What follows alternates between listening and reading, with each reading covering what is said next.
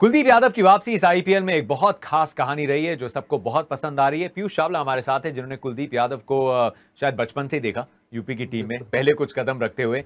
पिछले जो 2 साल रहे 2019 वर्ल्ड कप के बाद और ये आईपीएल, पीयूष क्या बदलाव किए हैं, क्यों ये अच्छे नतीजे मिल रहे हैं? सबसे बड़ी चीज़ जो ना कहीं एक प्रॉब्लम आती थी वो पेस की आती थी। कुलदीप वेरिएशंस बहुत थे, स्किल्स बहुत अच्छी हैं, लेकिन जो पेस था, क्योंकि उस पेस में बैट्समैन ना कहीं एडजस्ट कर जाता था कि अगर आप लेंथ भी डालते थे तो वो उसे पीछे बॉल मिल जाता था, और अगर आप फिर कोशिश करते थे कि बल्लेबाज पीछे ना खेले तो आप आगे डालने आते थे, वो ज़्यादा ऊपर हो जाती थी। लेकिन जो अभी जिस पेस पे डाल रहे हैं, और बहुत ज़्यादा डिफरेंस नहीं होता। आप पहले 81 डाल रहे थे, 81 82 kilometres per hour, now you just bowling 86 87 maximum. तो एवरेज तो पेस बस 4 के आसपास बढ़ी एवरेज है। पेस 4 के आसपास बढ़ा है, पर जो उससे फर्क पड़ा है, तो अब जो गुड लेंथ पे बॉल पिच होता है उस पर आप आसानी से पीछे नहीं जाते। अगर आप पीछे जाते हैं तो आप पुल नहीं कर सकते, आपको सिर्फ इधर उधर अपने टैप करके ही एक रन ले सकते हैं, कि अनलेस की बहुत छोटा बॉल हो गया। तो पेस जो है वो एक बहुत बड़ा कारण है यहाँ पे जो कुलदीप की गेंदबाजी में देखने को मिल रहा है। और दूसरी चीज़ ट्रेजेक्ट्री, पहले जो बॉल आता था वो ऐसे ऊपर से आता था और आगे गिरता था, तो उसमें धीरे आता था तो टाइम मिल जाता था बैट्समैन को। तो अभी डाल अगर उसी ट्रेजेक्ट्री से भी रहे हैं, पर टाइम उतना नहीं मिल रहा है क्योंकि वो थोड़ा सा दूर गिर रहा है, क्योंकि पेस अच्छा है।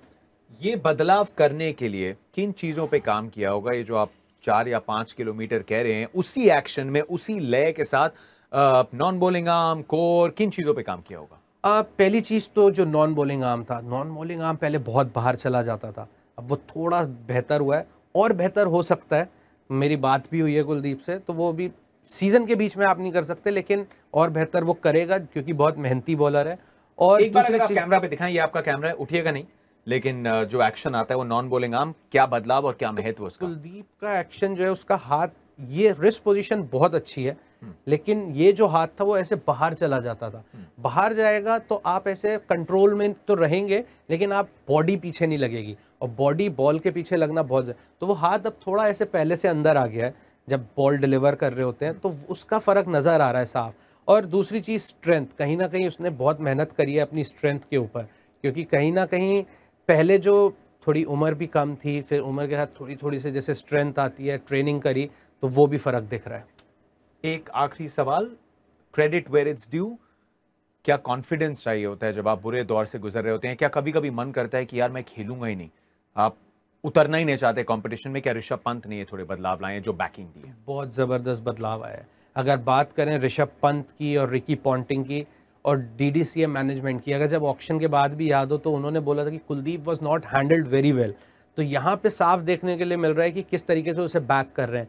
एक मैच में आरसीबी के अगेंस्ट जहाँ ग्लेन मैक्सवेल ने उसे 23-24 रन मार दिए थे, उसके बाद अमूमन कप्तान वेट करता है कि यार मैक्सवेल आउट हो जाए, मैं इसे तब डलवाऊंगा, लेकिन ऐसा नहीं हुआ। ऋषभ पंत को भरोसा था, उसको गेंदबाजी पे लेके आए और उसने विकेट लिया वहाँ पे मैक्सवेल का ही।